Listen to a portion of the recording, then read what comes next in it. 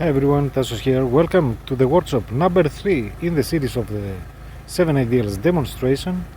And today we are moving forward with market research, the second part of the market research process. And some of you asked why or if I am moving slowly. And no, I'm not moving slowly. This is how I'm supposed to move. This is the research phase.